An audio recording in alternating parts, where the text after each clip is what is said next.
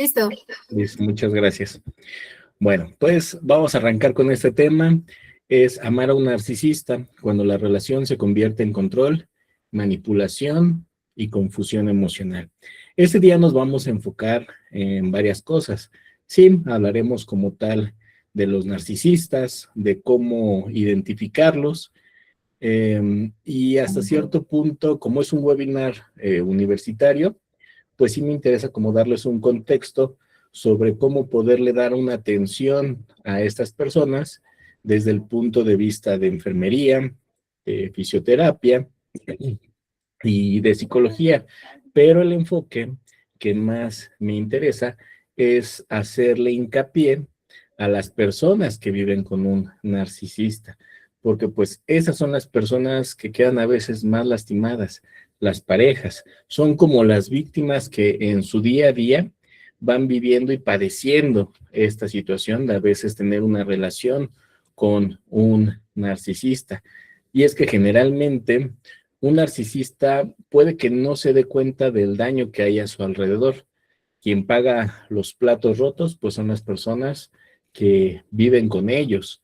Por lo que hoy me interesa hacer un enfoque y hablar de las consecuencias que tiene un ser humano al convivir, al coexistir con otra persona, porque se ha demostrado que emocionalmente, cuando tú convives con un narcisista, llega a tener ciertas consecuencias aquí, a este nivel, a nivel mental, y quitarnos eso llega a ser algo complicado, ¿sale? Entonces, les sugiero vayan anotando dudas, vayan anotando las preguntas que vayan surgiendo y les digo al final con mucho gusto, vamos a responderlas. Y bueno, inicio con esta frase que la podemos reflexionar.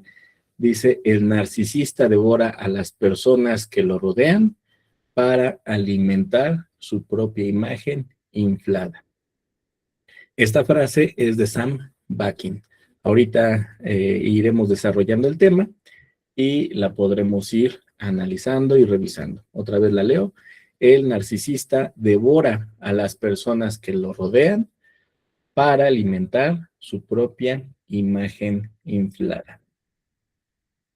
Bueno, yo creo hoy en día la mayoría de las personas ya sabemos qué es un narcisista, ya no es una palabra tan nueva, pero bueno, definamos qué es narcisista.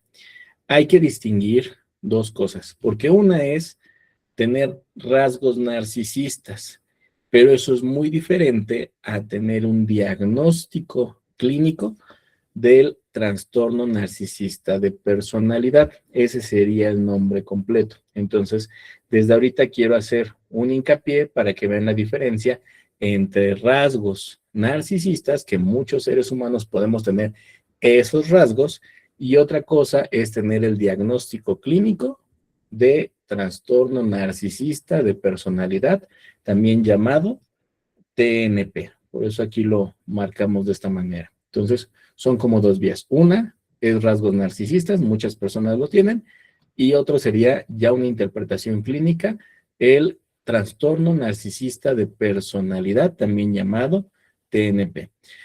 Sabemos que hay muchas personas que pueden ser egocéntricas, arrogantes, manipuladoras, pero pues no cumplen a veces con el diagnóstico clínico, sino son más rasgos, pero iremos identificándolo poco a poquito, ¿vale? La primera pregunta que nos haremos es, ¿y cómo se diagnostica a un narcisista? Bueno, vamos a ver las diferencias entre una y otra. Para dar el diagnóstico, pues debe de ser realizado por un profesional de la salud mental, un psicólogo que tenga experiencia en el área clínica o un psiquiatra, porque debemos de hacer una evaluación clínica integral. Ahorita ya les mencionaba, el nombre completo es trastorno de la personalidad narcisista o TNP. No va a haber un análisis de sangre, una prueba de laboratorio o algún test de internet que confirme este diagnóstico. Los profesionales de la salud tenemos un libro que se llama DSM-5. que es este librito. Hoy en día está con la versión TR. ¿Qué significa TR? Texto revisados. Es la versión más completa. En este libro vamos a encontrar toda la sintomatología, todos los criterios que pueda darnos ese diagnóstico, ese acercamiento, ese aproximamiento a lo que es un narcisista.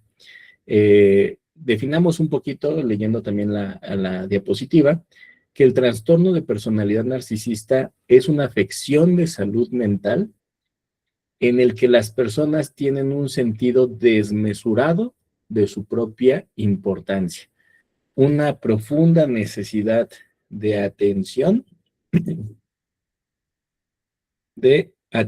y admiración y una carencia total de empatía hacia los demás. Por eso el diagnóstico siempre debe de ser realizado por un profesional de la salud mental, llámese psicólogo clínico o psiquiatra, mediante esta evaluación, ¿sale?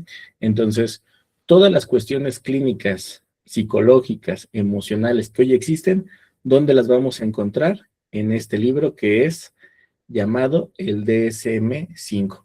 ¿Quién hizo este libro? No sé si se alcanza a ver aquí en la presentación, pero aquí arriba dice Asociación Americana de Psiquiatría, alias el APA. No sé si ustedes han escuchado que a veces cuando citamos APA es por una asociación. Justamente esta asociación de psiquiatras son los que hicieron esa forma de citar y también hicieron este libro. ¿Sale? Bueno, vamos a darle continuidad. Hablando específicamente del el diagnóstico, se dice que debe de cumplir con algunos criterios. ¿Qué son estos criterios diagnósticos? Son los signos o los síntomas evaluables que nos pueden orientar para un diagnóstico.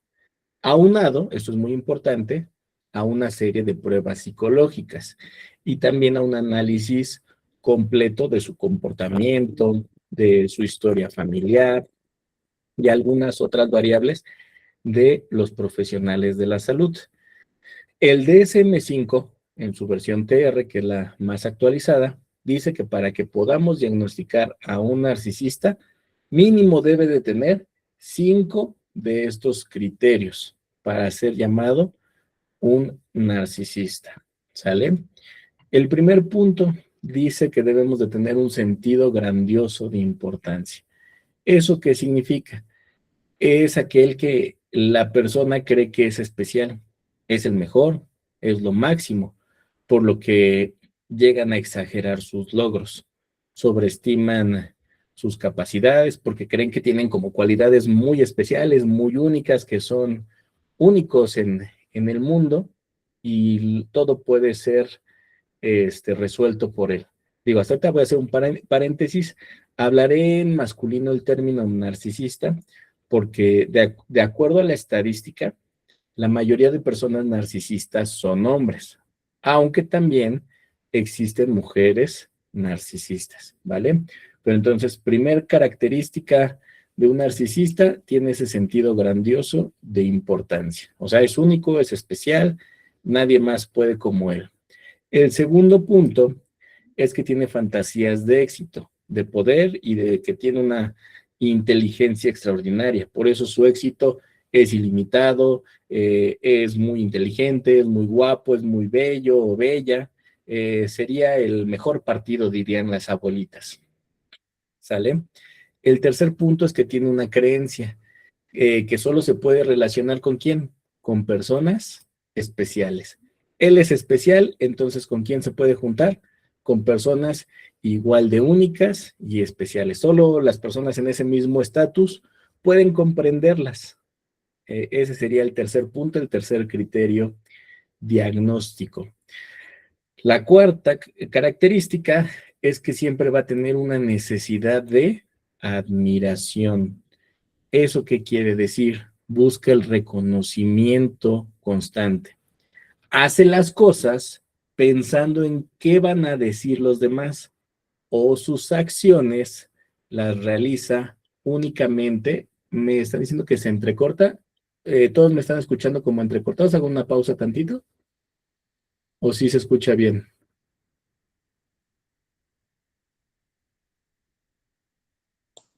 Sí, se escucha Se bien. escucha bien. ¿Sí se escucha bien? Yo escucho perfecto. Ok, entonces yo creo, si alguien tiene fallas o algo, nada más repórtenme, porfa, ¿vale? Entonces, les estaba diciendo en el tema de esa necesidad de admiración, fíjense lo que hace un narcisista. Va a hacer las cosas pensando en cómo los otros lo están viendo o sus acciones las va a realizar porque cree que los demás lo están viendo. O sea, no sé si han visto un meme que hay una imagen donde alguien está como dando una limosna, pero se pone aquí arriba como el teléfono para que, miren, estoy dando limosna. Esa sería una característica de esa admiración excesiva, porque necesita la validación de los demás para que sienta que su acción tiene valor o es importante. Y ahí fíjense cómo vamos a empezar a encontrar una incoherencia. ¿Una incoherencia entre qué? Pensamos que un narcisista, pues estamos diciendo que se siente lo más especial, lo más único, el mejor. Pero lo curioso, lo contradictorio que es, solamente siente ese ego a partir de la mirada de quién, del otro. Por eso necesita esa admiración, por eso necesita esa validación, por eso no es algo saludable, porque puede aparentar como la espuma, mucho volumen, pero no tiene nada de consistencia. Entonces, no me siento un vaso completo, me siento que soy un vaso a la mitad y estoy esperando a que otra persona venga y me complemente. ¿Sale? Entonces, ahí podemos recordar incluso la frase inicial, donde el narcisista inconscientemente siempre va a requerir de quién? De otro, de una víctima, alguien que lo admire. Por eso se sienten muy incómodos cuando no reciben la atención. Ahí es donde podemos empezar a hacer el análisis de la primera frase. Me regreso a la frase inicial, que dice, el narcisista devora a las personas que lo rodean para alimentar su propia imagen inflada. ¿Vale? Hasta ahorita, ¿alguien tiene alguna pregunta, alguna duda? ¿Algo que no haya ido quedando claro? Vamos bien.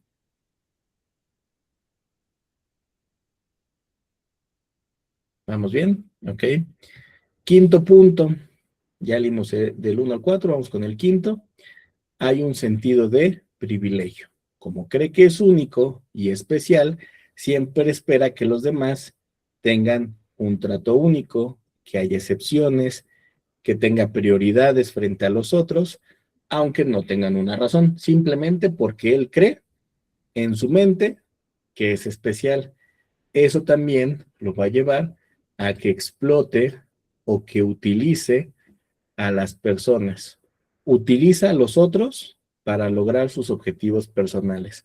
Como existe una falta de empatía, que es el punto siguiente que te vamos a mencionar, como él piensa que es la persona más valiosa y los demás son menos importantes, por eso en su mente cree que las personas son utilizables y reemplazables. O sea, fácilmente pueden modificarlo. Esto más adelante lo podemos ver en el tema de pareja, porque a veces pensamos que somos especiales para el narcisista y el narcisista puede cambiar de pareja y no tener mayor problema, porque el narcisista piensa que todos pueden ser útiles por un momento y reemplazables. ¿Vale? Estaba mencionando esa falta de empatía. ¿Qué es la falta de empatía? Tener dificultad para comprender emociones o sentimientos ajenos. Muchas personas no entienden lo que el otro siente o piensa. No hay esas neuronas espejo. Los seres humanos tenemos algo que se llama neuronas espejo, que es como la frase ponerte en los zapatos de otro. Y hay algunos que no llegan a tener esa empatía. Al no haber esa empatía, pues no podemos validar las necesidades del otro. O sea, no sé lo que piensa la otra persona si yo soy un narcisista y por eso no puedo validar lo que el otro está sintiendo, pensando. Solo es lo que está en mi radar. Y creo que lo mismo que yo siento, lo sienten, lo piensan y lo hacen las otras personas. Por eso, muchas veces, los narcisistas no saben responder emocionalmente al sufrimiento de los otros. No saben cómo reaccionar a lo que siente o a lo que piensa el otro. Ese es el gran problema de la falta de empatía, ¿no? Hay algunos que cumplen con todas estas características, pero nos dice el DSM-5 que solo con 5 de estos criterios ya cumpliríamos con el trastorno. El octavo punto, las personas narcisistas también pueden sentir envidia, envidiar constantemente a las otras personas o creer que los demás le tienen envidia. Eso es algo muy común. ¿Han escuchado personas así que digan, es que esta persona me tiene envidia? Ese es un rasgo narcisista. ¿Sale? Y el noveno y último punto, como criterio diagnóstico que marca el DSM-5, son actitudes arrogantes. Se comporta con esa sensación de superioridad, perdón, se comporta con esa sensación de superioridad. Tiene un desprecio por la jerarquía que hay, porque si alguien es el jefe, ¿por qué él es el jefe? ¿Por qué? O sea, siempre va a estar chocando con el que en un organigrama sienta que está arriba. Entonces, si estamos en cualquier empleo, ¿con quién creen que va a estar peleando siempre? Con el jefe. Eso va a ser algo común, esa actitud arrogante, la arrogancia. Nadie más puede mandar y conocer más que yo. Y por eso también existe soberbia. La soberbia también es una actitud arrogante. La soberbia es ese sentimiento de superioridad que lleva a la persona a sobrevalorar sus cualidades y menospreciar lo de los demás. ¿Eso qué significa? Que nada más lo que yo hago vale y lo que los demás hacen no importa, ¿vale? Pero insisto, o sea, estos son los 8, 9 diagnósticos, los 9 criterios diagnósticos. Muchos ahorita estarán pensando en algunas personas y dirán, no, hasta cumple con los 9 puntos. Pero para dar ese diagnóstico no solamente es revisar los puntos de la lista, también tendríamos que analizar su historia de vida, su funcionamiento familiar, cómo han sido sus relaciones afectivas, su estabilidad laboral, el manejo emocional que tenga, su nivel de madurez, la capacidad de introspección, qué tan adaptativo es. Porque cuando nosotros hablamos de un trastorno, significa que estamos hablando de una cuestión biológica, algo que la persona no tiene el control hasta cierto punto. ¿Qué quiere decir eso? El narcisista con un trastorno se va a presentar así en todos lados, en todos puntos. O sea, si yo soy narcisista, voy a hacer lo mismo en el trabajo, que en la escuela, que en la casa, que con la familia. Pongo un ejemplo, no tiene nada que ver con el narcisismo. Han visto que si un niño se enferma de gripa, está enfermo las 24 horas. No es como que de repente dice el niño, ay, me duele la cabeza, no quiero ir a la escuela. Pero después, para ir a la casa de la abuela, no tiene ese dolor de cabeza o para hacer el quehacer. Esa es la diferencia de cuando las mamás, las que sean mamás van a decir, yo sé cuando mi hijo miente porque dice que le duele la cabeza, pero es para no ir a la escuela. No, en un trastorno sabemos que no tenemos el control. Si un niño, por ejemplo, tiene gripa, va a presentar la gripa tanto en la escuela como en la casa de la abuela, como al lugar en el que vaya. Entonces, podrán ver que algunos criterios se deben de cumplir, pero con esas características. Por eso las debe revisar un profesional de la salud, porque debe de ser aplicado en todos lados. Porque, por ejemplo, alguien puede decir, sí, tiene una actitud arrogante, pero solo es una actitud arrogante en el tema de pareja, porque en su trabajo no tiene esas actitudes, ¿no? Un ejemplo. Entonces, por eso es muy importante que ahorita no digamos, una persona tiene narcisismo, no, tenemos que hacer una revisión, tenemos que hacer algunas pruebas psicológicas y tenemos que hacer ese análisis por parte del profesional de la salud mental. Por eso aquí coloco que son estos criterios, sí, pero más el análisis de otros elementos, como algunos que ya mencioné, que son dados por el profesional de la salud. Y vean lo curioso, es muy difícil que tengamos un registro de cuántas personas tienen clínicamente el TNP. Pero ¿cómo están las estadísticas? Muy pocas personas narcisistas irían a estos espacios, no les gustaría. Pero dentro del registro se estima que las personas con un diagnóstico rondan entre el 0.5 y el 6% de la población mundial. O sea, esto es un estimado de características clínicas, diagnósticas del trastorno narcisista de la personalidad, que es el primer punto del que hemos estado hablando. Ahora, y eso es más común, probablemente ustedes conozcan a personas que tienen inmadurez emocional o irresponsabilidad afectiva o emocional. ¿Qué significa? Hay muchas personas que son egocéntricas, que tienen esa necesidad de admiración, esa poca tolerancia a la frustración y conductas manipuladoras, pero que son rasgos que no han madurado, que no tienen esa responsabilidad afectiva. Y fíjense lo curioso, de todos estos narcisistas que existen, del 50 al 75% de las personas diagnosticadas son hombres. Por eso decía, la gran mayoría siempre son hombres narcisistas, pero también existen mujeres, ¿vale? Entonces, en la población mundial, del 0.5 al 6% tienen un diagnóstico clínico, que puede ser más, o sea, porque les digo, es muy difícil realmente ver estas características, pero tenemos un gran número de personas con características o rasgos narcisistas que representarían del 10 al 20% de la población mundial. Y aquí esto es importante, porque significaría que una de cada 5 personas que conoces pueden entrar dentro de estos rangos, dentro de estos rasgos, de ser inmaduros. Y aquí es donde les voy a decir una frase muy importante, porque desde el punto de vista clínico, muchas parejas hoy en día experimentan esa manipulación, ese control, una invalidación emocional o un abuso psicológico, aunque la pareja no cumpla con todos los criterios diagnósticos. Pero es importante decir, no se necesita que una persona tenga el diagnóstico del trastorno narcisista de personalidad para que su relación sea dañina.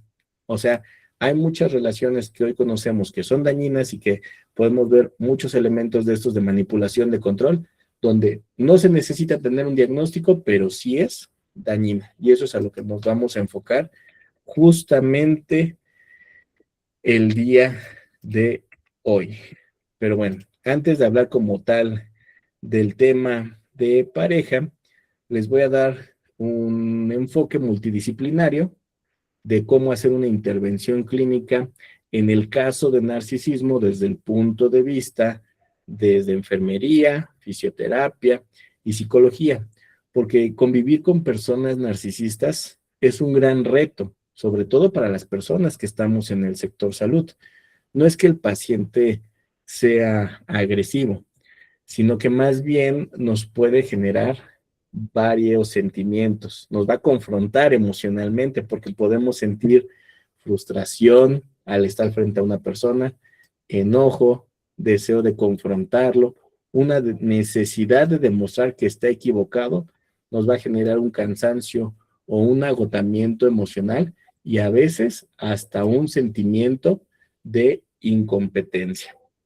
Entonces, en la parte en la que vamos a hablar ahorita, es desde ese punto de vista profesional, porque como profesionistas de la salud debemos reconocer, las dinámicas narcisistas durante la atención que les brindemos y con ello poder evitar caer en esos juegos de poder.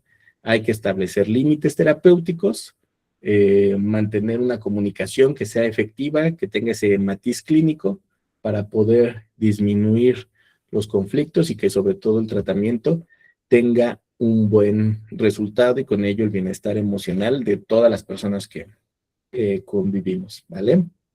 Entonces, antes de entrar en la parte de cada una de las profesiones, ¿alguien tiene alguna duda en cuanto a las características, los criterios, la definición del narcisismo?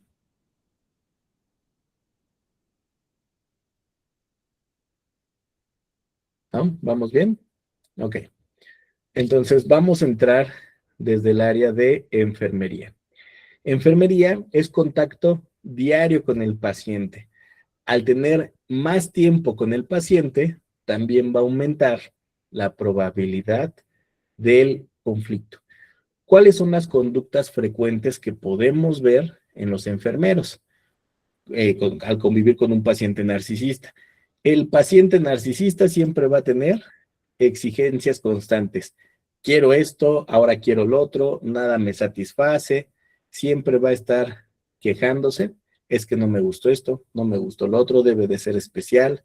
Va a empezar a hacer comparaciones entre los enfermeros. Es que ella sí me picó bien, es que ella no, es que me gustó cómo me atendió esta persona, es que la otra persona no. Va a querer ejercer ¿qué? Manipulación, va a buscar favoritismo y sobre todo siempre va a estar presente una descalificación del personal. Yo creo las personas que han estado ya en esta parte de la enfermería en la práctica han encontrado personas con estas características. Estas son las conductas frecuentes que puede presentar tanto un narcisista con rasgos clínicos o también personas inmaduras emocionalmente con rasgos narcisistas. ¿Cierto o no es cierto? Ahora, lo curioso, aquí viene lo importante. ¿Cuáles son las estrategias que hay que aplicar?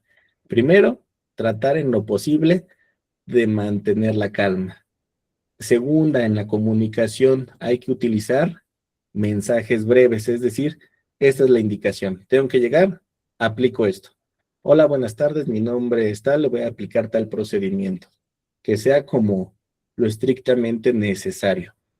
Otra recomendación que se hace al tratar con este tipo de personas es evitar negociar normas administrativas. ¿Eso qué quiere decir? No comentar, pues mire, trataré de hacer una excepción, porque la obsesión va a esperar que después se repita. No sé si han escuchado la frase, lo que se permite, se repite. Entonces, si en algún momento tú cedes, la persona va a estar esperando a que siempre hagas ese tipo de excepciones. Entonces, indicaciones cortas, mantener calma. Recuerda que lo que dice la persona está hablando de él, no significa necesariamente que esté hablando contigo. Siempre trata de respetar un límite, o sea, aquí yo siempre les digo a las personas, para dar una mejor atención, a lo mejor deberíamos de tener una sanidad emocional. Entonces, ¿cómo vas a respetar un límite? No vas a elevar el tono, no vas a justificar. Es que no quiero hacer ahorita este procedimiento. Bueno, tú le vas a contestar. Este procedimiento no se puede realizar fuera de este horario. Si yo no se lo aplico en este momento, a lo mejor me tendrá que firmar de que usted se rechaza tal procedimiento, ¿no? Ahí no le estás faltando al respeto, no estás cediendo como a lo que siempre te va a estar pidiendo, porque siempre va a haber quejas, va a haber por eso esas comparaciones, porque alguno a lo mejor sí cedió y el otro no, y entonces eso va a generar conflictos, ¿no? Y una recomendación, una estrategia más sería evitar responder provocaciones. ¿Eso qué quiere decir? El paciente te puede decir, es que usted es muy incompetente, no me gusta cómo me está atendiendo. Bueno, le pueden decir, lamento que se siente inconforme, vamos a revisar su tratamiento y voy a poner lo mejor de mí. O sea, que la persona sienta que tú estás ejerciendo un trabajo adecuado, pero aquí lo importante es no caer en el juego. Miren, cuando estamos frente a un paciente, bueno, al estar en contacto con cualquier otro ser humano, caemos en un juego. Una cosa es lo que tú piensas, otra es lo que yo pienso. el paciente puede llegar y empezarte a ofender, a hacer que te desesperes. ¿Tú qué tienes que hacer? Tener inteligencia emocional. Lo que te está diciendo habla más de él que de ti. Puede que alguien llegue, tenga un mal día, y eso lo que refleja nada más que es que la otra persona tiene un problema. ¿En qué momento algo nos afecta emocionalmente? Cuando nosotros abrimos la puerta a esa emoción. Para que alguien te la estime emocionalmente, tú le tienes que abrir la puerta. Eso cuando lo hacemos, cuando no tenemos inteligencia emocional, cuando conectamos emocionalmente con un paciente y eso se vuelve dependencia, y ahí perdemos calma y dejamos que esa emoción personal se conecte con la del paciente y perdemos los límites, ¿vale? Por lo tanto, los errores comunes son discutir, defender el prestigio profesional, o más que defender el prestigio, yo lo llamaría el ego, ¿no? Porque a veces entramos como en una competencia. El narcisista es perfecto jugando en competencia. Siempre cree que el mundo está en competencia y cree que él va a ganar. Justificar excesivamente no funciona. Responderles el sarcasmo porque eso va a aumentar la violencia o perder la calma. Entonces, dentro de estas sugerencias, yo algo que les menciono a todas las personas es, hay batallas que lo más sano es elegir cuáles son batallas que convienen o cuáles no. Dentro de comunicación, los psicólogos hablamos y decimos que, ¿cómo se los puedo explicar? ¿De qué te sirve entrar en una comunicación cuando la otra persona no está dispuesta a escuchar razones? Esa es una batalla perdida. Entonces, cuando estemos en una comunicación, primero tenemos que ver si la otra persona está dispuesta a escuchar razones, porque a veces caemos en ese ego, ¿no? Yo te quiero convencer, yo te quiero dar a entender, yo te quiero explicar mi punto de vista, ¿qué pasa si la otra persona no está dispuesta a escuchar de razones? ¿De qué serviría? De nada absolutamente, ¿verdad? Entonces, esas serían las recomendaciones para enfermería. ¿Alguien de enfermería tiene alguna duda, alguna pregunta? ¿Qué opinan de lo que les estoy comentando?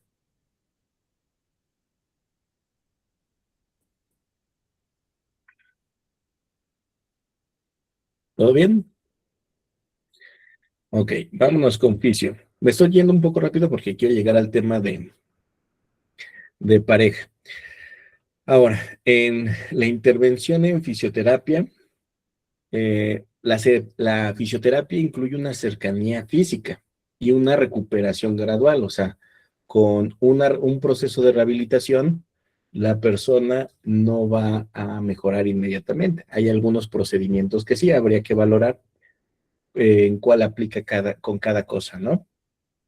Pero un paciente narcisista siempre va a querer resultados inmediatos y esto en general siempre pasa, o sea, y hasta en el área de enfermería, o sea, me tomo el medicamento y quiero que ya todo mejore. Entonces, característica narcisista, siempre quiere resultados inmediatos.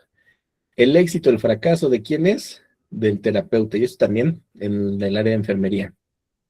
Si me está funcionando, bien, es gracias a mí. Pero si esto no me está funcionando, es tu culpa. Los pacientes narcisistas también muy constantemente abandonan tratamientos, exageran los avances o minimizan las recomendaciones. Recuerden la jerarquía, yo soy el más importante, yo soy el que manda, lo que tú digas no me interesa. Entonces, me sirves para culparte, pero no para realmente seguir tus indicaciones. ¿Cuáles serían las estrategias o los objetivos que deberíamos aplicarnos? Hacer un contrato terapéutico. Y eso también va para los psicólogos. Un contrato terapéutico, ¿qué es? A veces decimos el consentimiento informado. Es donde desde un principio vamos a definir la frecuencia de los tratamientos o de los procesos, cuáles van a ser nuestros objetivos, cuáles van a ser nuestros límites, en cuánto tiempo es lo esperado para que una persona pueda rehabilitarse. Entonces, Todo eso, ¿dónde se explica? En el contrato terapéutico. También hay que basarnos en indicadores objetivos. Por ejemplo, hay que mostrar rangos articulares, ¿no? O sea, condiciones medibles. Ah, pues el brazo puede estirarse de aquí a acá, la recuperación de su lesión puede ser de 2 a 3 semanas, o sea, cosas que sean eh, de acuerdo al área de la fisioterapia, alcanzables en ese tiempo, dar ciertas escalas que hayamos utilizado. En los niveles de fuerza, a lo mejor ver cómo la persona lo va a ir recuperando. A eso es a lo que me refiero con indicadores objetivos. Digo, desconozco totalmente el área de fisioterapia, pero hay que ocuparnos en el área de salud de siempre ocupar esos indicadores objetivos. O sea, por ejemplo, en el área de psiquiatría, muchos psiquiatras dicen, es que el medicamento psiquiátrico no te va a hacer efecto sino hasta de 2 a 6 semanas, porque muchos dicen, me tomo un antidepresivo y al día siguiente me siento bien. No, entonces a eso me refiero con indicadores objetivos. Algo muy importante en el área de la salud es nunca prometer resultados. He visto que muchos compañeros tenemos esta de, sí, yo le voy a ayudar, va a estar bien. Si tú dices, va a estar bien, que tú lo veas como un compromiso, las personas lo sienten que ya es tu responsabilidad. Y sabemos que cualquier variable que pueda suceder, ¿quién va a ser el culpable? Pues tú como personal de salud, porque hiciste una promesa. Entonces, algo muy recomendable en todas las áreas de la salud es nunca prometer resultados, ¿sale? Hay que reforzar conductas. ¿A qué me refiero eso? Establecer límites, tener una comunicación sana, directa, indicaciones claras, breves, y reconocer el esfuerzo de lo que hemos estado haciendo. Ah, pues mire, de acuerdo a tal terapia o al ejercicio que ha estado realizando, hoy su beneficio es este. Y también, dentro de las recomendaciones, hay que manejar el abandono terapéutico. Si algunos pacientes ya dejan de asistir, no hay que perseguir, no hay que convencer, no registrar e invitar a las personas solamente cuando estén preparadas. Eso también es recomendación para el área de psicología, porque de repente digo, ay, ¿qué hice mal porque me dejaron de venir pacientes? Hay personas que no desean ser tratadas, que a lo mejor nada más fueron a probar, a hacer ciertas cosas, entonces ahí tendríamos que valorar cuando estén faltando pacientes, por qué dejan de ir, pero de una manera muy objetiva. Esas serían las recomendaciones para el área de fisioterapia. ¿Alguien de fisioterapia tiene alguna duda o pregunta que quiera hacer?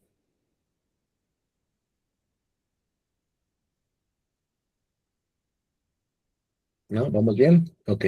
Ahora, para psicología, digo, los psicólogos este, tienen que hacer un proceso muchísimo más completo porque ahí sí hay un tratamiento donde tenemos que trabajar el proceso y primero identificar ciertas conductas frecuentes. Ya aquí voy a empezar como vamos a ver ciertas repeticiones con las otras carreras, porque el paciente constantemente puede tratar de desvalorizarte, te va a tratar de poner pruebas constantes, tener desafíos intelectuales, intentos de controlar la sesión, una manipulación emocional, puede abandonar el tratamiento y también sentirse la víctima. Entonces, es muy importante que al estar en la práctica, sobre todo en la clínica, podamos identificar estas conductas. ¿Qué es una forma de desvalorarte? Es que no sabes, es que eres muy joven. Y eso también hasta en enfermería y en fisioterapia, ¿eh? De repente, en vez de decirle licenciada, enfermera, empiezan jovencita. Eso es una forma de desvalorización.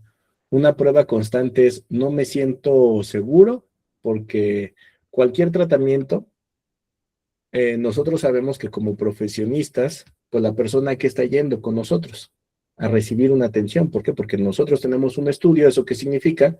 Somos mano de obra capacitada para ejercer un trabajo. Entonces, si el narcisista viene, nos está pidiendo un servicio, pero ¿cuál es la característica? Generalmente nosotros, si tenemos esa información que tratamos de hacer, darle y apoyarle con eso que sabemos, pero es incompatible la relación porque ¿qué va a tratar de hacer el narcisista? Recuperar siempre ¿qué? El lugar, dañándose inconscientemente. Pero por eso decimos, eso él no lo sabe. Va primero a dañar a todos los que están alrededor y ya después a sí mismo, ¿sale? También como se sienten muy inteligentes, van a tratar de ¿qué? Desafiarte intelectualmente, controlar la sesión, tus tiempos, tus horarios. Oye, no puedo tal día, ¿me atiendes tal día? Pero no te están preguntando si tienes disponibilidad, o sea, es una orden. Se van a victimizar, etcétera, etcétera, etcétera, ¿no? Pero dentro de los principales objetivos clínicos es aumentar la conciencia, es decir, que se dé cuenta de aquello que tiene como problema, mejorar una regulación emocional, o sea, que dentro de esas emociones o dentro de esa irresponsabilidad afectiva pueda mejorar esta situación, disminuir a lo más que podamos esas conductas desadaptativas, o sea, hacer una reprogramación, un reaprendizaje, y con ello favorecer relaciones funcionales. Suena como muy general, sí, pero a veces esto nos sirve como una línea base para poder aplicar nuestros modelos de terapia, porque dentro de psicología hay diferentes modelos, o sea, está el humanista, donde hay que hacer esa concientización y esa empatía, la terapia cognitivo-conductual, donde vamos tratando de cambiar ciertas ideas, en tratar de entender los esquemas que tiene la persona, o sea, si tiene una sensación de superioridad, de desconfianza, que si se siente vulnerable ante ciertas cosas, y una terapia centrada en soluciones, para investigar también si tiene o siente vergüenza, si tiene alguna herida de abandono, si tiene algún miedo por algún defecto que a lo mejor sienta que tiene, y que con ello pues lo trate de compensar a partir de ese narcisismo, ¿sale? Entonces, dudas que tengan los psicólogos.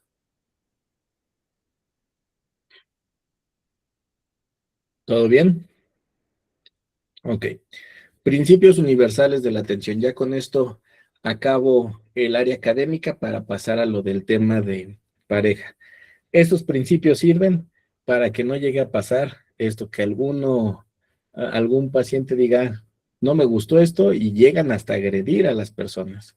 Entonces, primer punto, no personalizar los ataques. Lo que les comentaba hace rato, que una persona hable mal no está diciendo algo de ti, está hablando algo de ella. El problema de lo emocional es cuando lo personalizamos, cuando le añadimos la palabra me.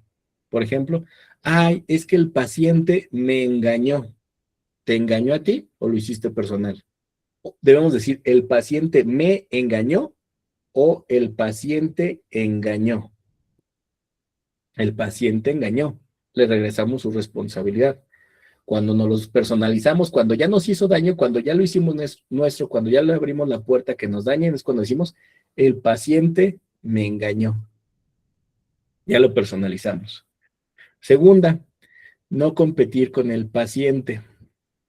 Lo que hace rato decía. Hay batallas que se ganan al hacerse a un lado. ¿De qué sirve tener una conversación con alguien que no está dispuesto a escuchar? ¿Para qué competir? Eso solamente va a aumentar la resistencia y va a ser a ver quién puede más. No entrar en una lucha de poder.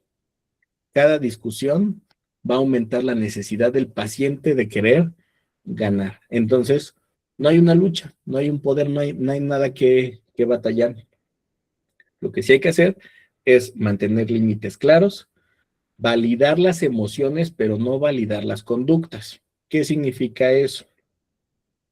Entiendo que esto le genere molestia, a lo mejor un tratamiento que se le está aplicando, pero eso no le da la razón de insultarme.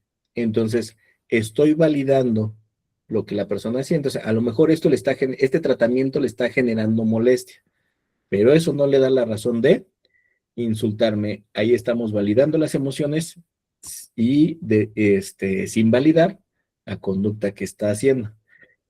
Ser consciente, como desde el principio les dije, hablando del área multidisciplinaria, las reglas deben de ser claras. Tú tienes que tener inteligencia emocional, tú tienes que tener una estabilidad para poder entrar en contacto con las otras personas.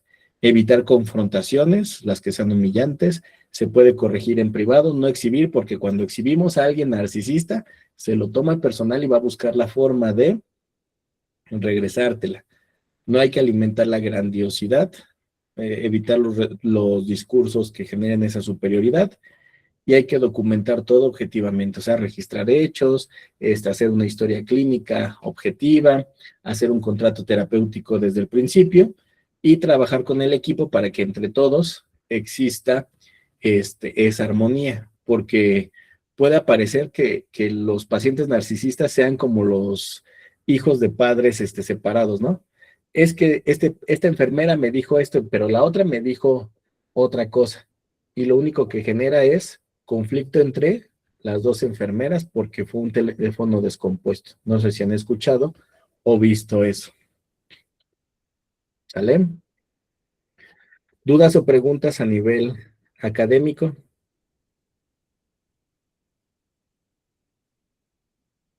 ¿No? Ok, vamos al tema de pareja, lo que es más abierto al público. Es muy importante, hace rato se los mencioné, decir, no es necesario que una persona tenga un diagnóstico de trastorno narcisista de personalidad para que su relación sea emocionalmente dañina. ¿Sale? Vamos a hacer como en esta tablita una diferenciación entre a veces decir un narcisismo saludable, pero eso más bien sería una autoestima o una valoración personal adecuada. Todas las personas podemos tener autoestima, eso nos va a dar la posibilidad de defender nuestras necesidades, de reconocer las capacidades, o sea, yo pues sí soy bueno en esto u otro, y sentir orgullo por los logros que tengo. Pero aquí viene la característica, cuando un rasgo narcisista se convierte en disfuncional, ¿eso qué significa? ¿Cuándo se convierte en algo disfuncional? Cuando esos rasgos van a afectar las relaciones con los otros. Entonces ahí ya se genera una necesidad constante de reconocimiento. Necesito que los otros me hagan, me digan. Creo que todas las personas hacen sus acciones pensando en lo que yo creo o lo que yo siento. Tienen baja tolerancia a la crítica. Entonces, ¿eso qué genera? Conflicto. Por eso no es funcional. Hay una falta de responsabilidad emocional. No me interesa lo que tú pienses, no me interesa lo que tú sientes. Hay una dificultad para aceptar errores. Se usa la culpa como una herramienta de control, usan la culpa, muy interesante. Y finalmente van a tratar de dominar la dinámica de la relación. Ahorita lo iré explicando eso, para que quede más claro. Porque viene lo interesante, lo de esta conversación. ¿Cuáles van a ser las consecuencias que tiene una persona al convivir con una persona narcisista? Porque como les decía al principio, el convivir con una persona narcisista genera un daño invisible y a veces irreversible en las parejas. Afecta en el pensamiento, o sea, en cómo piensas, en tu forma de ver el mundo, afecta tus ideas, tus creencias, tus expectativas por el control y por la semillita que te siembra la otra persona, y eso se sigue repitiendo aunque cambies de pareja. Entonces, de ahí la importancia de poner una solución, de entender esta situación y que puedas identificar hoy si estás en una relación que te está desgastando paulatinamente, poder poner un límite, ¿no? O poder resolver esa situación. Porque vivir con una persona con rasgos narcisismos, aunque no tenga un diagnóstico, nos habla de personas inmaduras, una irresponsabilidad emocional. Entonces, vamos a ver algunas red flags. La primer red flag, bandera roja, primer consecuencia de vivir con una persona narcisista, es que te va a generar un desgaste emocional constante. ¿Eso qué significa? Tú sientes que siempre tienes que estar tratando a la otra persona con pincitas, cuidando qué decir, qué hacer, pensando en cómo la otra persona va a responder y tienes miedo a reaccionar porque pues nada más estás evitando el conflicto. No sé si eso te suene familiar o lo hayas vivido, pero imagínate una persona con estas características. ¿Qué ocurre con el tiempo? Pues te agota emocionalmente, te sientes cansado, cansada, con fastidio de estar en esa situación, en esa relación. Te puede generar ansiedad, frustración, que te sientas en estancamiento, tristeza, depresión, incertidumbre, la sensación de no ser suficiente, de no tener libertad, de no ser feliz, de no estar disfrutando tu vida para evitar los problemas. Eso va apagando tu brillo. O sea, imagínate una persona que no se sienta suficiente, de no sentir la libertad de hacer ciertas cosas, de no ser feliz. Eso, pues, es una frustración constante. Literalmente te va a ir apagando, vas perdiendo el brillo, vas perdiendo a la persona que solía ser. Entonces, esa es la primera bandera roja, el desgaste emocional que puedes vivir al convivir con una persona narcisista, ¿vale? Segunda consecuencia, hay una pérdida de autoestima o hay una desvalorización emocional. ¿Qué significa? Estás perdiendo tu valor, porque esa dinámica te está devaluando, porque siempre te están criticando, está habiendo comparaciones, se minimizan tus logros, lo que tú haces no es importante, o crees que la otra persona te hace sentir que estás exagerando, o sea, te dice, es que siempre exageras, todo te afecta, tú te inventas los problemas, siempre estás haciendo un drama, nadie te va a querer como yo, te sacaste la lotería conmigo, entonces eso inconscientemente, como en esta imagen que aquí coloqué, te va minando. ¿Para qué? Para que la otra persona, digamos, se está comiendo esta parte de ti para llenarse a sí mismo. Eso es lo curioso. Por eso la frase inicial dice, la persona narcisista devora a las otras para estar bien ella. Entonces, por eso te hace sentir que exageras, porque literalmente ahí te está comiendo, está haciendo que tú pierdas tu identidad, lo que tú sientes, lo que tú crees que siempre estás haciendo drama y eso poco a poco va a ir cambiando tu decisión, o sea, en algún momento llegas a pensar, ¿estaré loca? ¿Estaré exagerando? ¿Estaré siendo yo el problema? Entonces, por eso aquí la persona dice, a lo mejor es cierto, a lo mejor yo exagero, a lo mejor el problema soy yo. ¿Se dan cuenta lo que sucede? ¿Cómo se va dañando el cerebro? O sea, el valor que yo tenía, se lo fueron comiendo y ahora yo dudo incluso de lo que yo soy. Tiene razón, tal vez estoy pidiendo demasiado. Él es mucho o mucha para mí, entonces yo me estoy perdiendo. Ya no soy como antes, entonces esto es lo único que merezco. A lo mejor ya no soy tan joven como antes, ya tengo hijos, razones, infinidad de ideas que las personas tienen y que como se van perdiendo a sí mismas, llegan a pensar que si me voy de aquí, nadie más me va a querer.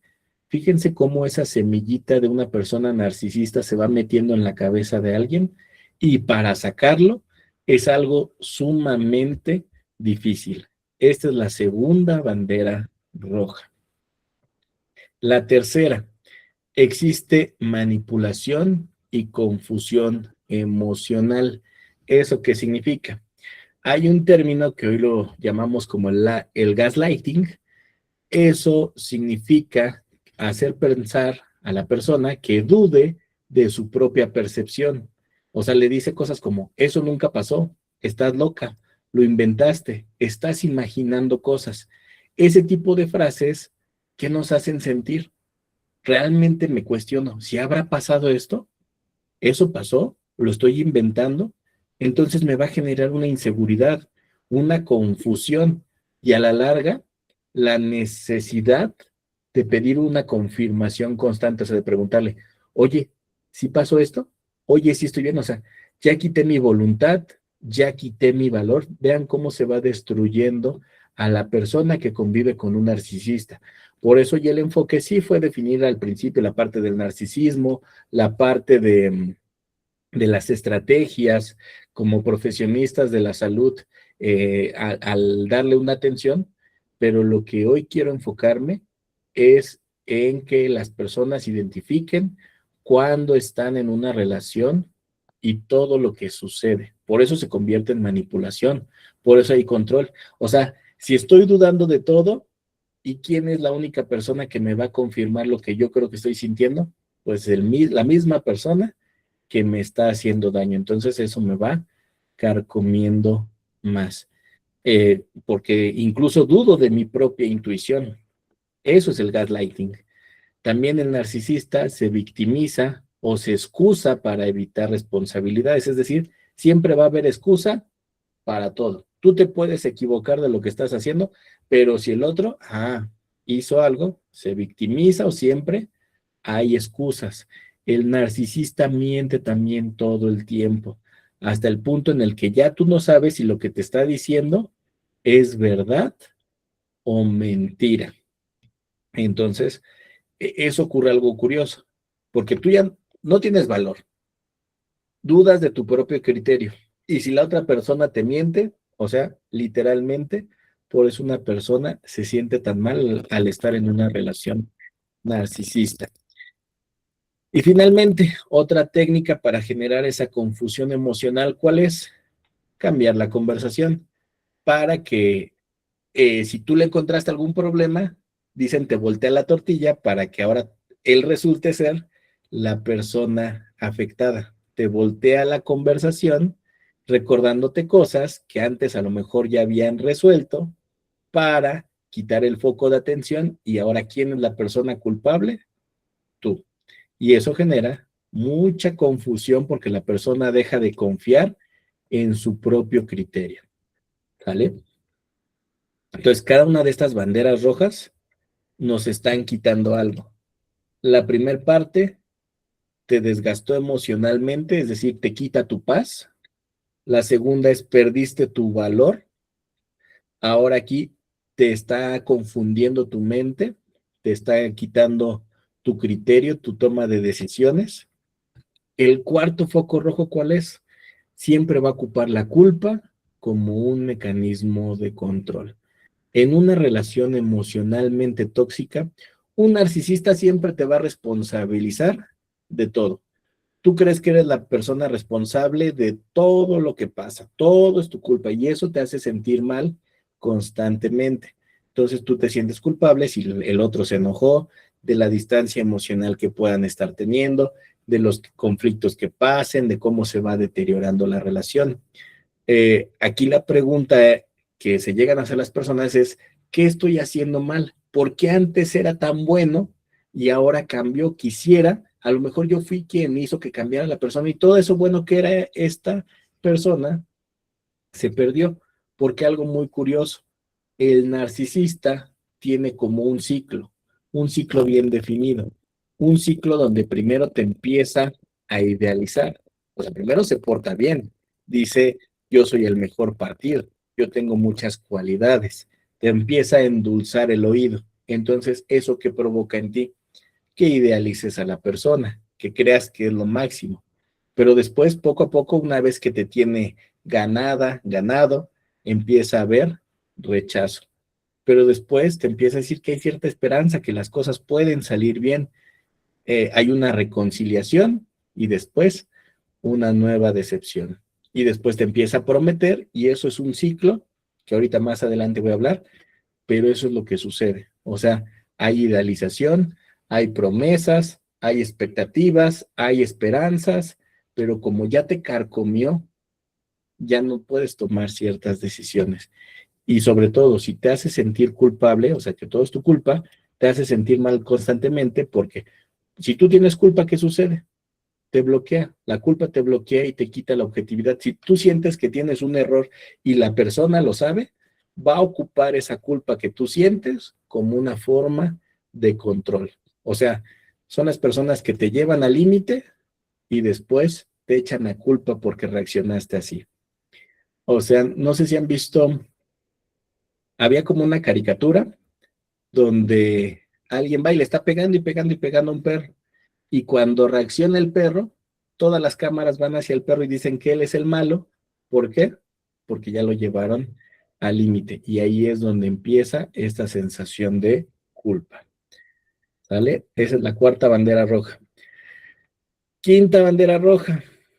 Hay una relación desequilibrada. Como el otro es lo máximo, sus necesidades valen más, sus emociones importan más, sus problemas deben de ser resueltos, solo su opinión cuenta, sus metas son prioridad para toda la familia. Y tú te preguntas, ¿y a mí cuándo me toca? Porque la persona es quien administra la pareja. Entonces, todas estas huellas, todas estas formas de abuso psicológico se van adhiriendo a tu cerebro, se van adhiriendo a tu personalidad. Tú vas cambiando la forma en la que eras. Y aunque termines esa relación e inicies otra, en tu chip se va a quedar impresa esa idea de que tú eres culpable de todo, de que todas tus relaciones van a estar afectadas porque no te has dado cuenta de esta situación. Entonces, por eso digo que hoy hay que analizar todas estas banderas rojas para dar un punto de vista diferente. ¿Sale? Esa es la quinta bandera roja. La sexta, aislamiento. Ya que te destruyó, ya que te comió, ya que te echó la culpa de todo, ya que entraste en un ciclo de dependencia, muchos dirán, ¿y por qué no te vas? Curiosamente, ¿qué hace un narcisista? Te aísla. ¿Eso qué significa? Va a tratar de controlar tus amistades, a tu familia, las decisiones que tú estás tomando y en general tu tiempo. Eso que genera consecuencia, que la persona se termine más aislada, más dependiente a la pareja, curiosamente, o sea, como alguien me ha estado absorbiendo, ¿a quién soy dependiente? A ella, y por esa manipulación o la vergüenza que piensas que podrías sentir al hablar con tu familia o amigos y darte cuenta de todo lo que has permitido en esta relación, es un daño indirecto. Y eso nos ha llevado a hacer la frase, más vale diablo por conocido que diablo por conocer. Fíjense, o sea, ya se destruyó a la persona y ahora ¿qué hice? La aislé a tal punto de tener el control total de ello. Por eso no es tan fácil irse, porque ya me generó una dependencia emocional. O sea, ya me desvalorizó, ya me quitó mi discreción de juicio, ya no sé tomar decisiones y todo depende de quién, de la otra persona, para que la otra persona nada más esté succionando a la persona. Esa es esa manipulación narcisista. Ya te aisló de tus amigos, ¿para qué? Para no tener el control de tu familia. Hasta tú sentirías vergüenza de todo lo que has permitido. Por eso es tan difícil reconocer y librarse de estos puntos. ¿Sale? Séptimo punto rojo, séptima red flag, hay conflictos sin reparación. ¿Por qué hay conflictos sin reparar? Una relación sana necesitaría reconocer errores, pedir disculpas, reparar daños. Si hay conflictos, es una estrategia muy inteligente para alguien narcisista. ¿Por qué? Recuerda que la manipulación es que cuando él cometa algún error, ¿ahora qué va a hacer? Si yo tengo un conflicto antes que no resolvimos, ahora lo voy a utilizar eso como un arma en contra tuya, para que refuerce la culpa que tú sientes. Y en esa dinámica narcisista hay una negación de responsabilidad, va a haber miles de justificaciones, siempre es culpabilizar al otro y repetir ese mismo patrón. Entonces, ¿por qué siempre va a haber conflictos? Me conviene, porque en el momento en el que yo la riegue en algo, te volteo la tortilla y entonces te regreso a ti el problema de lo mismo. Todo esto que va a generar un deterioro en la intimidad. Y no hablo de una intimidad sexual, sino más bien la conexión emocional que hay entre una y otra persona ya se ven vulnerables, porque la persona se puede sentir juzgada, se puede sentir utilizada, hay una distancia afectiva, se genera resentimiento y pues la confianza se acabó. ¿Sale? Noveno punto, red flag en una relación narcisista. Hay un estancamiento y una dependencia emocional, porque era el ciclo que hace rato les comentaba. Hay una idealización, idealizo a la otra persona es lo máximo, me decepcioné, pero después me reconcilio y digo, ya va a venir la buena, y se repite el mismo problema. Entonces, ese es un vínculo de dependencia, donde cada vez ese vínculo se vuelve más intenso porque la persona está esperando a volver a la etapa inicial. Una etapa inicial de enamoramiento es mágico, pero son solamente hormonas. La persona en el enamoramiento no se muestra tal cual es, solamente muestra su mejor cara. Por eso cuando alguien dice, oye, es que ya nos casamos y en qué momento me la cambiaron, No es que te la hayan cambiado, es que esa persona así era, pero solo en el enamoramiento se demostró con la cara positiva. La definición de enamoramiento es la selección perceptiva positiva del otro, es decir, nada más voy a mostrar lo bueno que yo tengo. Pero cuando tú ya te das cuenta de que de esto pasó, ya sucedieron años, estás esperando a que el ciclo cambie, eso nunca pasa y tú ya generaste un vínculo o un apego muy fuerte y ya es más difícil salir porque a lo mejor ya hay hijos, porque a lo mejor ya formaron una familia, porque a lo mejor tienen propiedades en común y dices, ¿y ahora qué hago? Y muchas veces por los hijos, por la familia, por lo que tienes, te sientes atada, te sientes ahorcada, aunque estés con una persona que no te valora a ti como persona. No te valora a ti como persona, está valorando lo que obtiene de ti. Por eso eres responsable. Te destruyó a ti para adherirte a él, para absorber tu energía, para acabar con tu vida y que él obtenga su vida. Dicen hoy, vampiros emocionales. Y finalmente, los efectos a largo plazo, último punto, esto se convirtió en un abuso psicológico total, porque después de mucho tiempo, las personas tienen dificultad para poner límites en todos lados, tienen miedo al conflicto de que ya no nada más lo que él me puede hacer, con cualquier persona me da miedo, incluso responder, darme mi valor. O también aparece una hipervigilancia. ¿Qué es la hipervigilancia? Voy a estarle cuidando el teléfono, voy a estar cuidando esto, que no haga aquí, checo las cámaras. Entonces, la persona deja de vivir. Le genera una dificultad para confiar nuevamente. Por eso, aunque acabe la relación, no importa, porque el daño ya quedó ahí hecho. Hay una sensación de haber perdido la identidad, existe el miedo a fracasar y fíjate, te quedaste sin autoestima y sin toma de decisiones.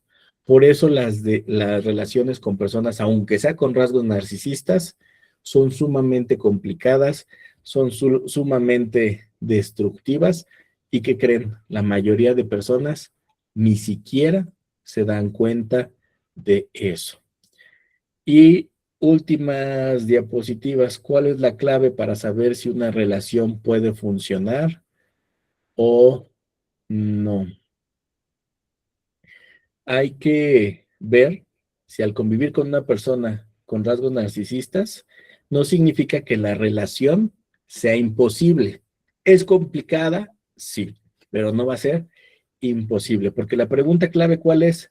Primero, ver si la persona narcisista va a tener la capacidad de reconocer el daño.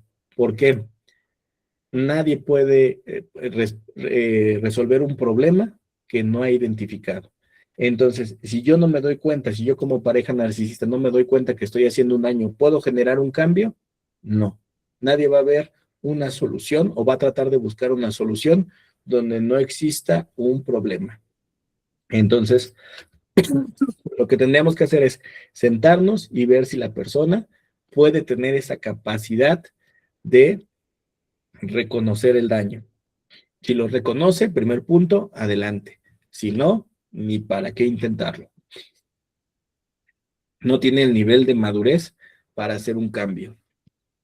Y justo viene la segunda frase. La persona debe de tener disposición real al cambio.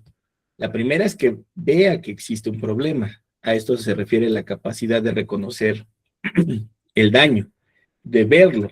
Pero ahora, ya que lo vi, ¿realmente quiero modificarlo o me conviene?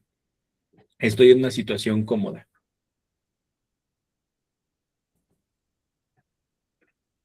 Ese sería el segundo punto. Tercero, respetar límites. Hay que ver que toda pareja para restabilizarse debe de hacer un nuevo acuerdo de pareja. Si esta pareja hace un acuerdo, también tenemos que verificar si se respetan o no los límites. Y obviamente todo esto le va a generar una responsabilidad emocional, es decir, cierta madurez. Hay un proceso, evidentemente ahorita nada más lo estoy hablando a gran escala, porque o sea, lo que me interesa hablar en este webinar o compartirles es justamente el daño que se está haciendo. Porque para resolver un problema, el primer paso, ¿cuál es? identificarlo. Hay muchos que no han identificado, simplemente viven así con esos problemas y no lo identifican. Entonces, ahorita lo que quiero hacer es que algunos identifiquen si eso está pasando. Ahora, ¿cuáles son las señales de rasgos narcisistas para identificar si tiene una inmadurez o es un narcisista? El primer punto es preguntarnos, así tú puedes empezar a identificar si estás con una persona que es narcisista y no va a haber un cambio o puede haber un poco de esperanza. Primer punto, necesita tener la razón siempre. Alguien inmaduro a lo mejor puede discutir, pero tú identificas si alguna vez te dice, oye, me equivoqué, porque si acepta que se equivoca, puede darse cuenta que hay un problema. Un narcisista, una disculpa la va a sentir como una derrota. Entonces, rasgo positivo de esperanza en este primer punto es, puede discutir, sí, pero razona y dice que me equivoqué, o más bien siente la disculpa como una derrota, no la siente sincera. Si busca demostrar que tú eres la persona que está equivocada, igual, rasgo narcisista, o sea, te va a tratar de voltear la situación y convierte cualquier conversación en una competencia. Entonces, si necesita tener la razón siempre, la única razón de esperanza es que reconozca que se equivoca. Pero característica narcisista, donde no va a haber un cambio. Si siente la disculpa, perdón, como una derrota, si te dice que tú eres la persona que está equivocada o todo lo sientes como una competencia, primer punto, touch. Segundo punto, la empatía aparece solo cuando le conviene. Algunas personas inmaduras pueden no saber cómo hablar emocionalmente o no saben cómo comunicarse, pero les importa cómo te sientes. Ese es un rasgo de esperanza, donde hay una empatía donde a lo mejor no me sé comunicar, pero me importa lo que sientes, o sea, notas esa empatía. Pero una característica del narcisismo es que escucha tus emociones para defenderse y después te ataca con tus propias emociones, es decir, usa tus vulnerabilidades en tu contra. Entonces tus sentimientos son vistos como con drama, como una exageración o como problemas. Esos serían focos rojos. Tú aquí es donde tienes que identificar, ¿funciona o no funciona? ¿Puede haber un cambio o no puede haber un cambio? 3, el conflicto siempre termina siendo tu culpa. Cuando a veces estoy en el consultorio, hay mujeres que llegan diciendo y justificando siempre a la persona, ¿no? Ah, pues es que él tuvo una infancia difícil, es que tuvo esto, o ya nada más están pensando en cómo dar una excusa. ¿Eso qué significa? El daño emocional que ya traen y el daño incluso hasta neurológico, porque no necesitan ahorita justificar algo, pero fíjate cuando tú, por ejemplo, no va tu pareja contigo y en automático ya lo estás justificando. ¿Por qué crees que eso pase? Porque todo crees que es tu culpa. Cuando tú en automático justificas, eso es un daño donde tú sientes que tienes la culpa de todo. Hay una diferencia enorme entre la etapa inicial, porque solo es idealización, solamente es enamoramiento, a la relación actual. En la relación actual, pues ya nada más son críticas, indiferencia. Eh, todas las parejas van a atravesar siempre por un conflicto. ¿Cuál es el punto clave? Saber si tienes la posibilidad de buscar un cambio o ninguno en lo absoluto. Ah, algo curioso.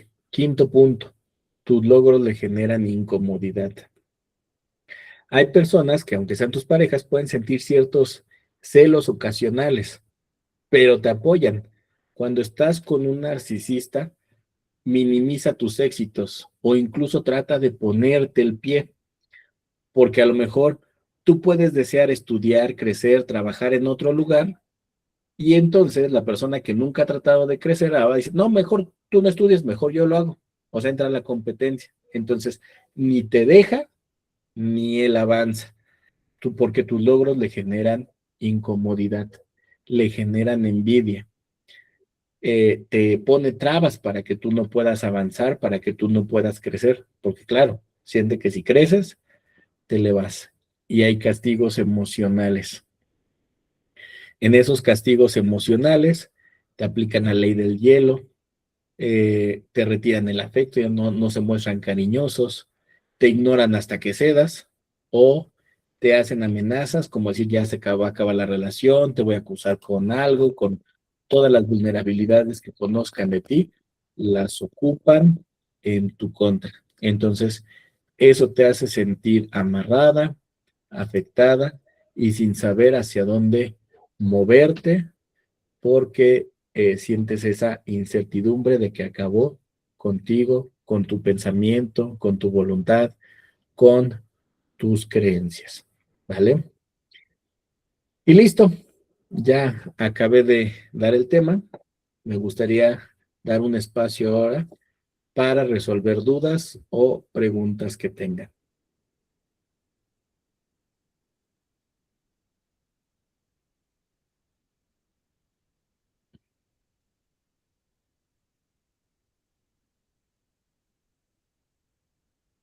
¿Alguien tiene alguna duda, alguna pregunta, algo que les haya llamado la atención de este tema?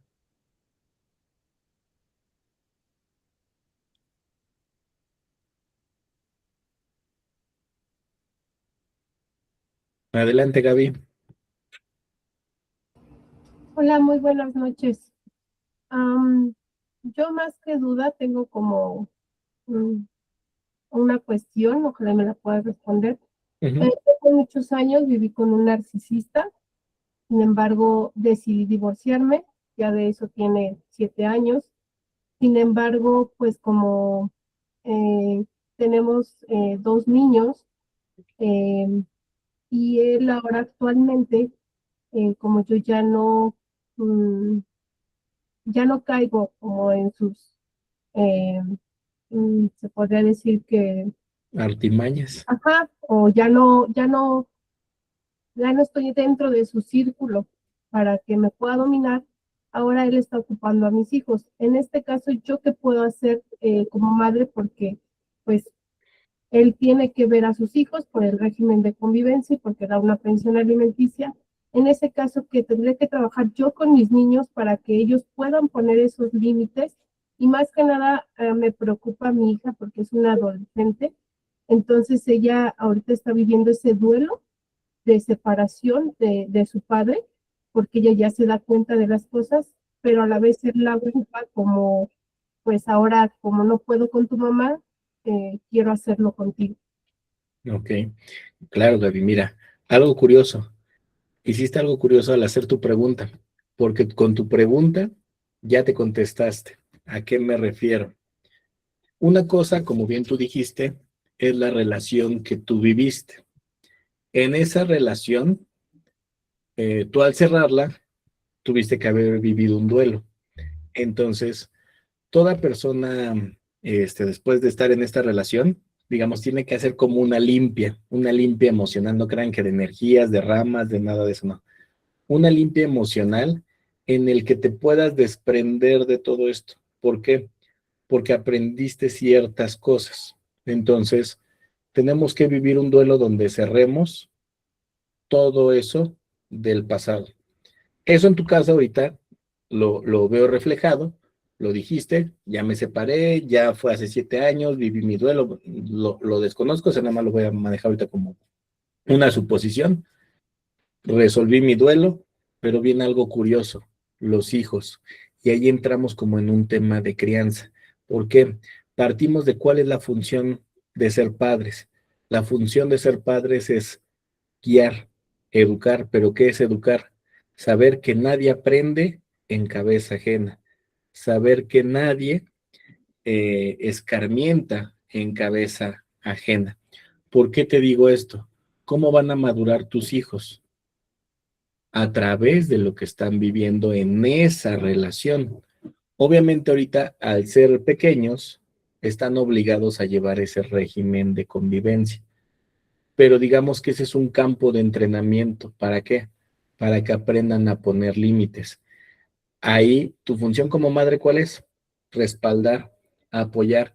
Ellos tendrán que, y tú lo dijiste, por eso te dije, tú preguntaste y respondiste. ella ya se está dando cuenta. Por eso digo, un padre, los padres, nuestra función al educar es nadie aprende en cabeza ajena, nadie escarmienta en cabeza ajena. Entonces tú estás ahí para respaldar, para decir, mira hija, bueno, ¿qué vas a hacer ante este tipo de situaciones? Si te están chantajeando, tú ya te estás dando cuenta, pero estás haciendo que ella por sí misma se dé cuenta de la situación precisamente para que le sirva como un aprendizaje y más adelante no caiga en lo mismo. Entonces, ahí que es lo importante, valorar experiencias. ¿Por qué? Las experiencias que nos tocan vivir, ¿las podemos modificar? ¿La relación que tenemos? O, por ejemplo, ahí podemos cambiar al padre. No, No. Entonces tenemos que asumir eso. es Y si los retos se nos presentan en la vida, ¿para qué son? para afrontarlos. Exactamente. Entonces, ellos afortunadamente van a aprender de esa situación. Eso les va a ayudar en su proceso de madurez, a tomar decisiones. Están en un campo de entrenamiento para identificar a personas narcisistas y aprender a poner límites. Y es ahí donde ellos van a madurar. Entonces, ¿cuál es ahí la mejor recomendación para ti? Acompaña, acompaña a tu hija. Más adelante no van a querer ver a su papá. Bueno, también sabemos que toda acción va a generar una reacción. Sí. Toda causa va a generar una consecuencia. Y pues cada uno va a tener que afrontar las consecuencias que vivan. Si más adelante a veces decimos, ya que sean mayores de edad, un hijo no quiere ver a su padre, bueno, va a ser consecuencia a las acciones que vivió. Ok, muchas gracias. Y otra preguntita. Sí, sí. Bueno, en ese sentido sí ya estoy tomando como acciones. Mi hija ya está como en terapia psicológica, sin embargo, no sé si sea porque me recomendaban también terapia con tanatología Para ella, para ella. sí, también. O sea, hijos de padres divorciados necesitan reentender el cambio. ¿Por qué? ¿Qué es la tanatología? La tanatología es la perspectiva en la que enfrentas una pérdida. ¿Cada cuánto tenemos una pérdida? Todos los días. No es que alguien necesariamente se tenga que morir para vivir un duelo. Un duelo se vive por un cambio en la vida. Podemos perder familias, vínculos, relaciones, trabajos, expectativas. Entonces, ella tenía una idea de familia que ahora se ve modificada, donde principalmente la pareja es la que se termina, pero la relación de padres continúa. Entonces, en ella, ¿qué es lo que murió?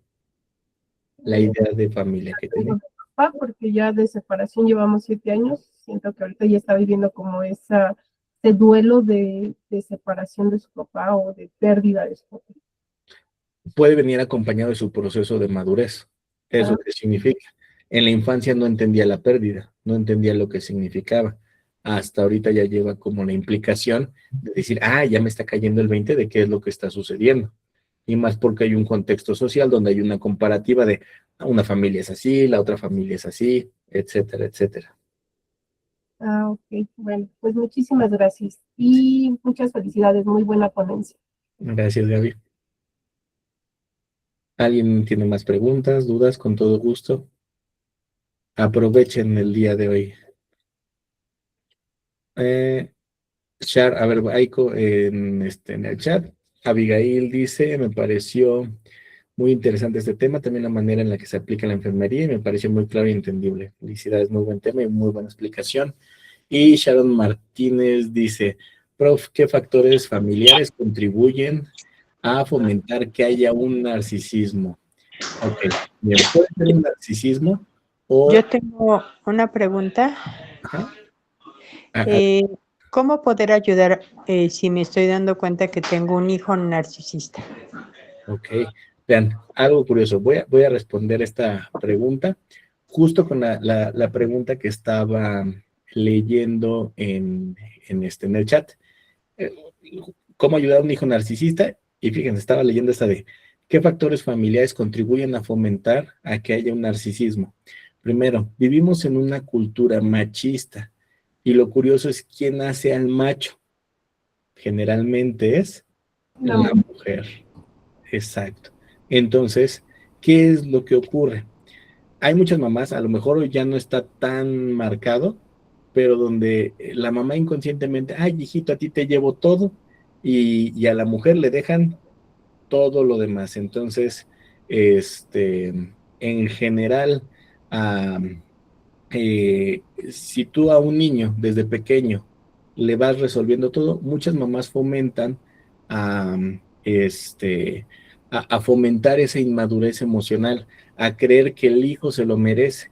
Y eso en general, tanto con hombres o mujeres. O sea, hoy la mayoría de los padres fomentan que el hijo todo se lo merece, le voy a dar lo que yo no tuve, esa es la culpa que uno siente como padre y se la transmite al hijo, y nos sale el tiro por la culata, porque el hijo se vuelve narcisista porque cree que todo se lo merece, que todo lo tiene, que es lo máximo en la vida. Entonces, cuando como padres sobreprotegemos, estamos dañando. Uno, tanto por el aspecto cultural de machismo, de que ustedes dense cuenta, si tienen a lo mejor hijos, tanto hombres y mujeres, principalmente con los hombres, cómo los están tratando. Ay, hijito, tú te mereces todo, o en general, porque también en la sobreprotección a las mujeres se les da todo. Y cuando les damos todo, se ha visto hoy que tenemos hijos con baja tolerancia a la frustración, porque lo único que conocen, o sea, el hijo rompe algo, ah, no pasa nada, yo lo resuelvo. Entonces, esos hijos creen que la vida es fácil. Papá siempre se los resolvió. Entonces eso los vuelve egoístas, egocéntricos, porque son el centro del universo, viven en una burbuja, y después que salen al mundo ya no saben cómo defenderse o simplemente entran en conflicto y explotan. Entonces, así respondiendo tanto la pregunta del chat y también la pregunta ahorita que hicieron de si empiezo a ver que tengo un hijo narcisista, ¿qué debo de hacer con él? Ayudarlo a que madure. ¿Eso qué significa? Con lo que hablaba hace rato. Dejar que y entender que como padre, mi función cuál es: guiar. ¿Eso qué significa? Yo no siempre tengo que, como adulto, creo que ya toda la información la he procesado, la he licuado, y a veces lo que trato de hacer es facilitarte el trabajo, hijo. Te voy a echar ese licuado nada más para que, como la mamá de los pollitos, va, come la lombricita y entonces se la echa al hijo pollito. No, eso no funciona. ¿Qué debe de hacer el hijo? Aprender a licuar la información y el mundo en su propio mundo. Entonces, como muy a general, hablando en estadística, si estoy notando que mi hijo es narcisista, ¿qué tengo que hacer? Ayudarle a que él resuelva sus propios problemas. Ayudarle a que él, digamos, se rasque con sus propias uñas, que él pueda aprender a escarmentar las consecuencias de sus acciones, porque a veces ese es el principio de la sobreprotección: facilitarte el trabajo, hijo, para que a ti no te cueste. Entonces, ahí el punto cuál es: darle lo que podamos como experiencia en un principio, pero tú hazte cargo y tienes que aprender que toda causa genera una consecuencia. Eso es la función de guiar hoy a los hijos. De, es curioso porque estamos preparando a hijos para un mundo que no conocemos. Entonces puede que lo que yo le diga no le sirva porque el mundo ya cambió en cuestión de minutos. Entonces ahí la clave es enseñar a pensar a los hijos. ¿Cómo? Que los hijos se enfrenten frente al mundo. A lo mejor hay cosas más específicas que habría que comentar de acuerdo a cada caso, pero tendríamos que tener como esa información. Creo que vi tu nombre, Iracema, entonces, si responde eso, o hay algo más que quieras como preguntar específicamente. Tanto Sharon, que fue la que contestó por el chat. No, muchas gracias, está contestada mi pregunta. Ok, gracias. Miriam, tienes la mano levantada, te escuchamos.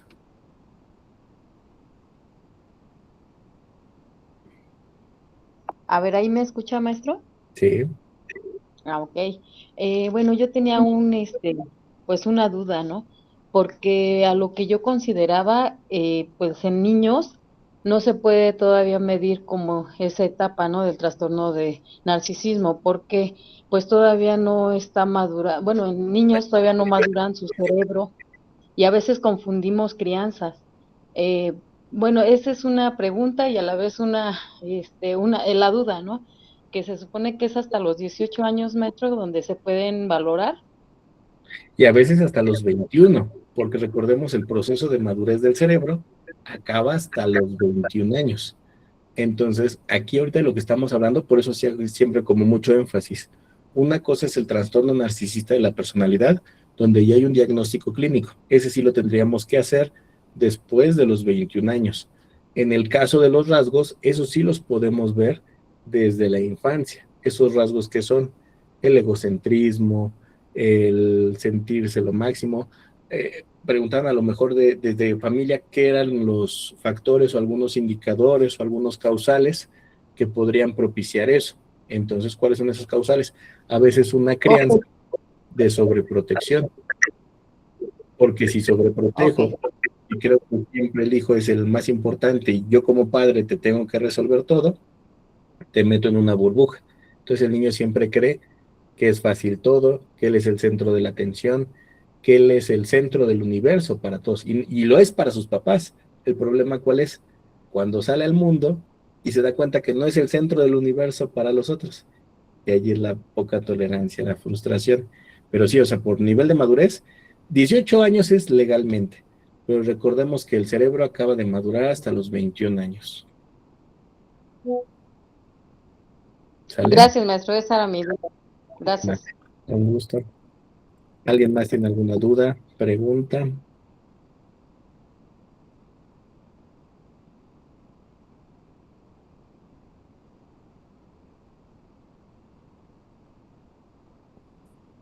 Ahora vamos a preguntas. Reina mandó un mensaje, se llama un tema de exposición, aunque no estuvo al 100 por falta de internet.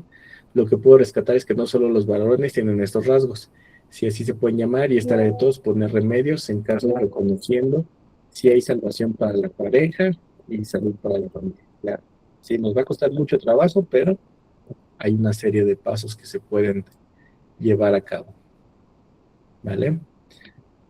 ¿Alguna otra duda, pregunta que tengan?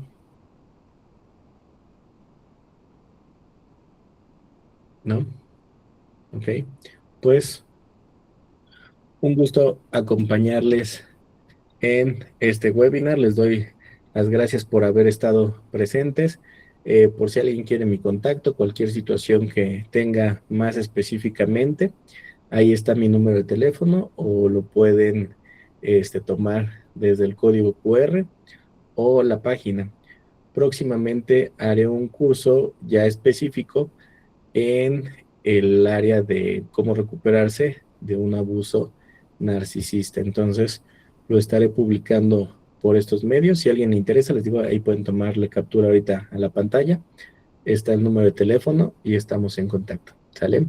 Pues que pasen buena noche. En nombre de todo el equipo de Centro Universitario Barnard, damos por finalizado este webinar. Que pasen buena noche. Ah, si alguien quiere constancia, ya sea que me manden comprobante a mí o con Levi para que se los hagan llegar la constancia universitaria. ¿Sale? Entonces, que pasen buena noche. Hasta luego.